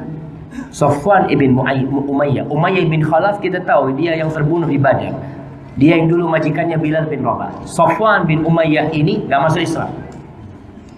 Ketika Nabi menaklukkan Mekah, dia belum masuk Islam. Akhirnya Nabi SAW butuh persenjataan untuk perang. Datang ke Safwan. Safwan ini orang kaya, punya banyak senjata. Diminta senjata Safwan. Safwan dengan penuh kebencian mengatakan, ini perampasan apa pinjam? Kata Safwan. Kata Nabi SAW, bal ariyatun madmunah. Ini pinjaman yang terjamin. Artinya kalau ada yang rusak kita ganti. Di bawah. Safwan nggak percaya. Ikut perang itu dia ikut. Untuk menjamin persenjataan dia. Karena dia belum percaya dengan Nabi Muhammad SAW. Dia kafir. Apalagi bapaknya terbunuh di perang Badar. Dan dia sempat Safwan mengirim orang untuk membunuh Nabi SAW. Selesai perang, Nabi bagi-bagi harta rampasan perang. Satu orang dikasih 100 ekor onta, kasih 100 ekor kambing, kasih 1 lembah. Ada sebuah tempat yang jumlahnya sangat fantastis ya, jumlah harta di situ. Ada unta, ada kambing. Nabi lagi bagi-bagi, Safwan ini ngeliatin tuh harta. Nabi kelihatan sama Safwan. Tanya, ya dipanggil dengan kunyahnya, lupa kunyah Safwan. Ya Aba Fulan, ayu'jibuka hadza? Engkau kagum dengan ini harta yang banyak ini? Kata Safwan, iya kata dia.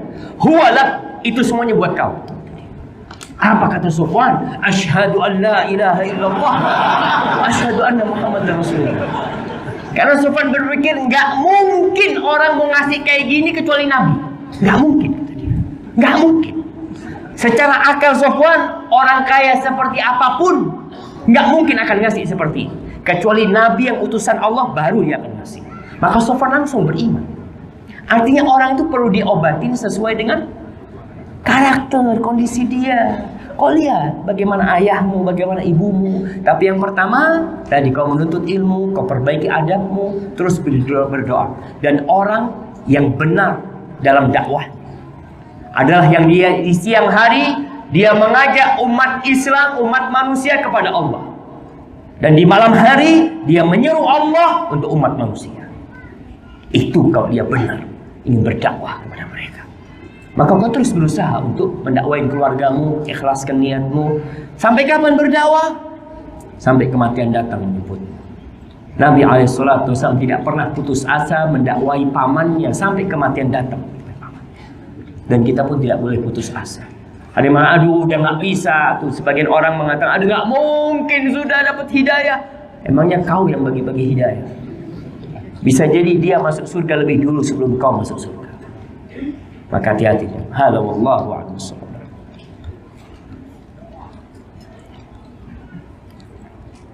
Baik Ustaz, terima kasih atas jawabannya Ustaz. Sekarang ada gabungan dari pertanyaan beberapa orang yang mempunyai masa lalu yang kelam atau sangat kelam. Beberapa orang bahkan ada yang sekarang sudah jadi santri sekolah yang baik yang benar, tapi mereka masih terbayang masa lalu yang dulu dosa ya, yang melakukan dosa. Inti pertanyaan mereka adalah bagaimana mereka bisa menghilangkan masa lalunya dan bisa secara tuntas itu menatap masa depan yang betul-betul baru. Karena mereka walaupun sudah berusaha, sudah hidup bergaul dengan teman-teman yang baru, selalu ada masa-masa tertentu yang mereka tuh merasa dulu telah berbuat dosa yang besar. Apakah bagaimana kesempatan mereka untuk masuk surga? Jemaah, antum lihat sahabat-sahabat Nabi. Banyak di antara mereka adalah mantan-mantan preman. Al-Mughirah bin Syu'bah. Al-Mughirah bin Syu'bah ini sebelum dia masuk Islam dia membunuh 13 sahabatnya. Ketika dia datang ke salah satu raja Romawi atau Persia, jangan lupa, bersama sahabat-sahabat, teman-temannya ini dikasih hadiah yang bagus-bagus, kecuali dia. Akhirnya dalam perjalanan, dia belum Islam dia. Dalam perjalanan orang-orang pada minum minuman, Mughirah nggak mau minum dia. Setelah mabuk semua, dibantai semuanya. Dibawa hartanya, dibawa kemana? Dibawa ke Madinah. Dia orang Taif, dibawa ke Madinah. Kenapa? Karena takut dia masuk Islam, dia bawa harta. Kata Nabi SAW, amal Islam fana'am. Islam mungkin kita terima, tapi ini harta tidak, kata Nabi SAW. Akhirnya Mughirah bin Syu'bah masuk Islam. Dan al-Islam yajubbu ma qabla. Islam itu menghapuskan masalah. Taubat itu menghapuskan masalah. Dan orang yang bertobat itu bukan nol. Bukan nol cuma. Di surah Al-Furqan, Allah ketika berbicara tentang dosa-dosa besar, di ayat 68, Allah mengatakan, walladzina la yad'una ma'allahi ilahan akhar. Mereka adalah orang-orang yang tidak berbuat kesyirikan, tidak memohon kepada selain Allah. Wala yaqtuluna an-nafsa allati harramallahu illa bil haqq. Mereka tidak membunuh. Ibadur Rahman yang dijamin masuk surga itu adalah orang-orang yang tidak membunuh. Kecuali wala yaznun, dan mereka tidak berzina. Wa man yaf'al dzalika yalqa athama. Orang yang melakukan 3 dosa ini akan bertemu dengan dosa dia pada hari kiamat nanti. Yudha'af lahul 'adzabu yaumal qiyamah wa yakhlud fihi muhan. Akan dilipat gandakan azab buat dia pada hari kiamat, kekal di dalamnya dalam kondisi terhinakan tuh orang. Orang yang melakukan dosa. Lalu Allah mengatakan illa man taab. Kecuali orang yang bertobat. yang punya masa lalu yang sangat kelam sekali. Mungkin dia pernah berbuat syirik, dia pernah membunuh, dia pernah berzina. Itu dosa-dosa akan ada perhitungannya, akan kekal di dalam neraka, akan dihinakan di sana. Illa man tab, kecuali orang yang taubat, wa amana wa amila amalan salihah. Dia bertobat, dia beriman, dan dia beramal saleh. Lalu bagaimana? Faulaika yubaddilullahu sayyi'atihim hasanah. Dosa mereka yang banyak Allah rubah jadi kebaikan. Wa kana Allah ghafurur rahim. Allah itu Maha Pengampun dan Pengasih. Tetap bayangan dosa itu nggak apa-apa, harus ada sama kamu. Jangan merasa aku sudah dihapuskan dosanya. Bisa jadi belum dihapuskan dosa. Bisa jadi taubatmu nggak diterima, tapi kau tetap husnudzon kepada Allah dan suudzon kepada dirimu. Orang yang ingat dengan dosanya, dosa itu akan membuat dia meminta ampun, menjauhi teman-temannya. Dia tidak ingin balik seperti dosa itu. Jadikan dosa-dosa itu cemeti yang memecut antum untuk lebih baik lagi. Tapi jangan sampai dosa itu membuat antum putus asa. Karena jangan dikira setan itu berhenti godain antum. Udah nyantri, setannya udah berhenti. Aduh, nggak bisa digodain sudah. Lebih besar setannya yang datang sama antum. Gantian mereka tugasnya. Tuh kayaknya udah nyantri tuh. Kau datang. Betul.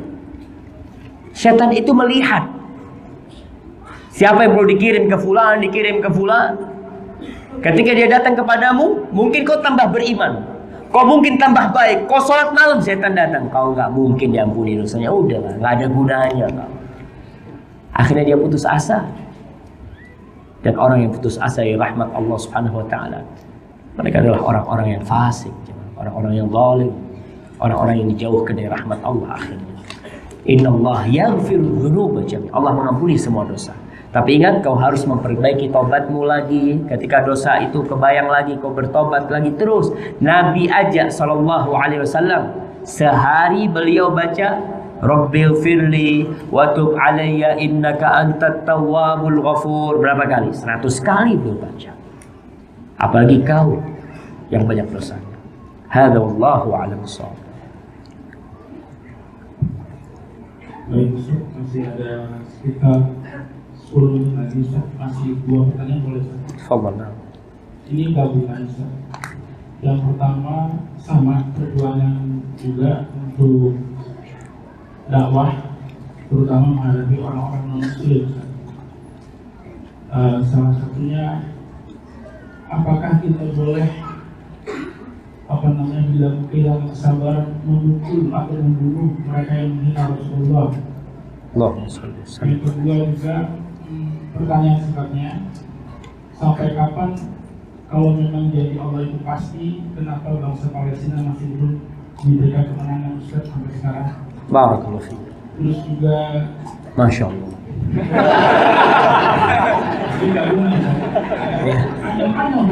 Nah,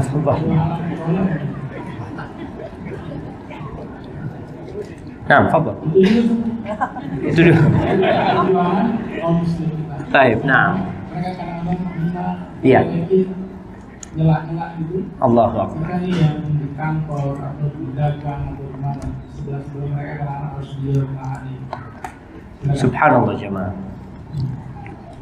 Siapa nama Nabi kita? Muhammad SAW. Orang mau ngomong apa aja, Nabi kita tetap Muhammad. Apa artinya Muhammad? Terpuji. Kau mau ngomong apa aja, Nabi kita Muhammad SAW. Itulah Nabi kita alaihissalatu. Dan orang yang menghina Nabi alaihissalatu, inna syani'aka wal abtar. Selesai. Al-aqibah lil muttaqin. Orang-orang yang menghina Nabi alaihissalatu akan buntung dia. Bagaimana sikap kita? Yang pertama, kau harus tunjukkan bahwa engkau benar-benar umatnya Muhammad sallallahu alaihi wasallam. Bukan cuma jenggotnya. Sunnah, Sunnah tapi ngomongnya kasar. Nabi SAW lembut, lebih lembut dari istrinya SAW. Seperti itu Nabi SAW. Dihina, dicela sampai yang orang-orang Yahudi mengatakan assalamu alaikum. Semoga mati kau Muhammad. Apa kata Aisyah? Wa alaikassalam wa la'natullah wa ghadabuh. Semoga engkau mati dilaknat Allah, dimurkain Allah. Kata Nabi sama Aisyah, mahlan ya Aisyah. Bayangkan, Aisyah ingin belain Nabi SAW dengan semangat. Suaminya didoakan mati. Apa kata Nabi SAW? Mahlan ya Aisyah. Pelan-pelan Aisyah. Apa kata Aisyah? Ya Rasulullah, ama sami'ta ma qalu? Kau tak dengar mereka ngomong apa? Kata dia. Apa jawab Nabi sallallahu alaihi wasallam? Ama sami'ti ma qulti? Kau enggak dengar tadi aku ngomong apa? Nabi mengatakan wa alaikum. Sudah cukup. Kau mendengarkan mati, semoga kau juga. Selesai. Nggak perlu apa semangat hanya melakukan tindakan-tindakan yang arogan, enggak. Jadi kau perlu mencontoh Nabi SAW. Tunjukkan akhlak. Jadi orang itu, banyak orang-orang non-muslim menilai Islam lewat orang Islam. Kita udah tahu itu penilaian yang tidak tepat dan itu salah. Namun kita nggak bisa merubah penilaian mereka. Sekarang kita harus merubah diri kita. Kita udah tahu, oh mereka ini kayak model panitia lomba. Kita harus tahu yang dinilai apanya. Oh yang dinilai ini. Ya bagaimana sekarang kita menampakkan kebaikan kita? Kalau mereka memang menilai umat Islam, ya kita yang udah ngaji menjadi contoh-contoh baik umatnya Nabi Muhammad SAW. Kalau di tempat kerja, Allah mengatakan tentang orang-orang yang beriman di surat Al-Furqan, wa idza khatabahumul jahiluna qalu salam. Kalau mereka diledekin sama orang-orang yang bodoh, apa kata mereka? Salaman, mengucapkan ucapan yang diri dia selamat dan tidak perlu ribut sama orang. Itu yang perlu kau contoh. Selama di kota Mekah 13 tahun, Nabi bukan hanya dicela oleh orang-orang musyrikin sallallahu alaihi wasallam. Beliau disiksa sama mereka. Sebagian sahabatnya dibantai. Apa Nabi pernah membalas? Tak pernah jemaah. Maka yang perlu dilakukan adalah bagaimana menumbuhkan keyakinan kalau agama ini agama yang benar. Mereka nggak kenal aja sama Nabi. Kalau mereka kenal sama Nabi, subhanallah, pohon kurma menangis ketika ditinggal Nabi SAW. Mereka nggak kenal. Mereka kalau kenal sama Nabi SAW, burung pun datang kepada Nabi SAW. Mau ngadu sama siapa, datang kepada manusia termulia, datang. Onta pun datang menjumpai Nabi SAW, menangis mengeluhkan majikannya. Jadi orang-orang yang mencela Nabi nggak ngerti tugasmu mengenalkan Nabi kepada dia.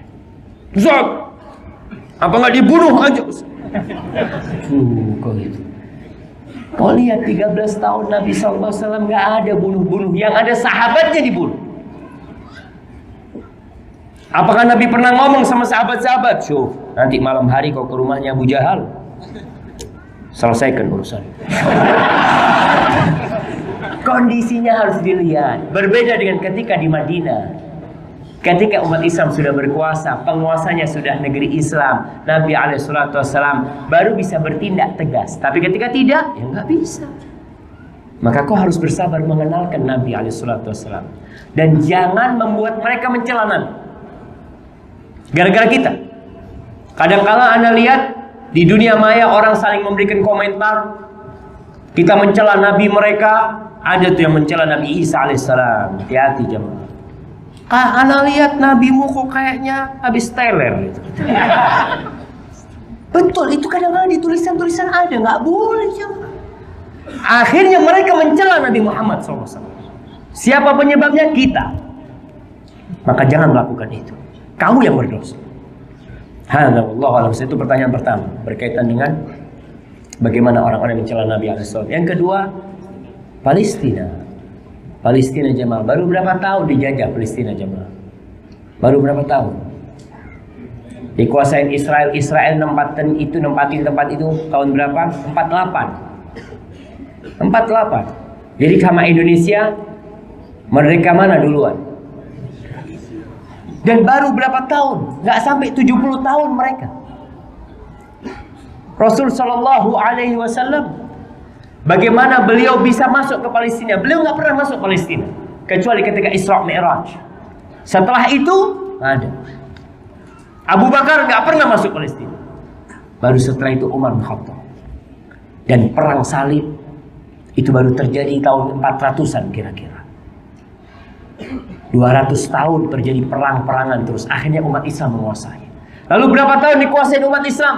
Dari tahun 600-an sampai tahun 1400-300-an. Berapa tahun jemaah? 8 tahun. Sekarang baru dikuasai berapa? 70 tahun kira-kira. Tapi kita yakin bentar lagi. Optimis. Cuma perlu persiapan, sabar. Kalau nggak sabar, dan ingat, musuh Islam ingin kita tidak sabar. Karena mereka tahu kalau umat Islam bersabar, Allah tolong umat Islam.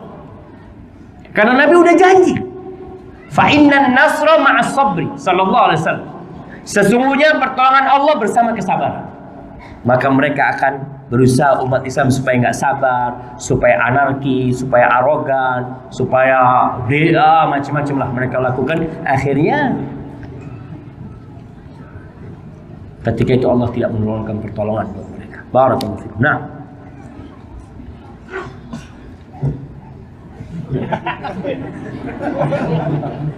jadi harus ada pertanyaan, bukunya habis. Masya Allah. Nah, baik jamaah. Kapan terjadi perang Khaybar? Tahun 7 apa? 7 Masehi. Masya Allah, hampir nggak dapat kan. Barakallahu fiik. Baik.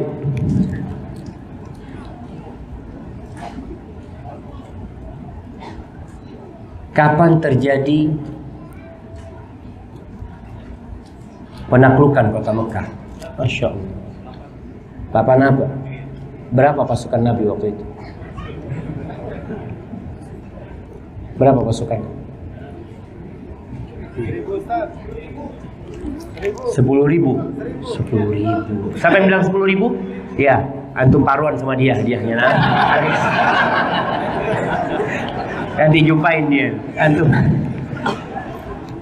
Baik. Ketika perang Khandaq, kita tahu terjadi penggalian parit.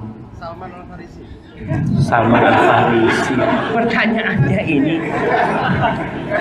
Baik, yang ngasih ide Salman Al-Farisi, saya mau tanya. Berapa panjang parit? Dengerin dulu cepat. Sepanjang sebelah timur kota Mekah. Madinah. Sepanjang sebelah timur kota Madinah. Kan di sini ada gunung sama hutan. Insya Allah jemaah. Bukan timur sebenarnya. Hah? Di arah utara. Utara. Nah, ini 8 km. Masya Allah. Yang ini salah. Nah, baik. Iya. Enggak sampai lah. 2.400-an. 2.400 meter kira-kira. 2 kilo lebih jemaah. Kalau disebutkan di situ 5.000 hasta. Disebutkan, tinggal hitungan satu hasta berapa, terjadi perbedaan pendapat antara ulama. Taib. Kapan perang Khandaq? Antum. Ana mau kasih hadiah buat antum. 7 Hijriah. Masya Allah. Salah jemaah. Itu perang Khandaq ya. Nah, tahun 5 Hijriah. Berapa pasukan musuh itu? Masya Allah, itu ada yang bisikin di belakang. Tapi ala kulli hal jemaah, ingat sejarah itu memberikan kekuatan kepada kita. Dan Allah menceritakan sejarah dengan sebenarnya. Orang membuat buku sejarah negeri kita ribut. Ada yang mengatakan, oh sejarah itu bikinan manusia. Oke, silahkan bikin manusia. Tapi Allah menceritakan perang Ahzab dalam Al-Quranul Karim, dan itu firman Allah. Allah melihat dari atas langit yang paling tinggi sana kejadian perang itu, lalu menceritakannya kepada kita. Hadza wallahu a'lam bishawab wal aqibatu lil muttaqin. Akhir yang baik, happy ending itu hanya untuk orang yang bertakwa. Kita berusaha untuk menjadi orang yang bertakwa. Wassallallahu ala nabiyina Muhammad wa ala alihi wasallam. Wassalamualaikum warahmatullahi wabarakatuh.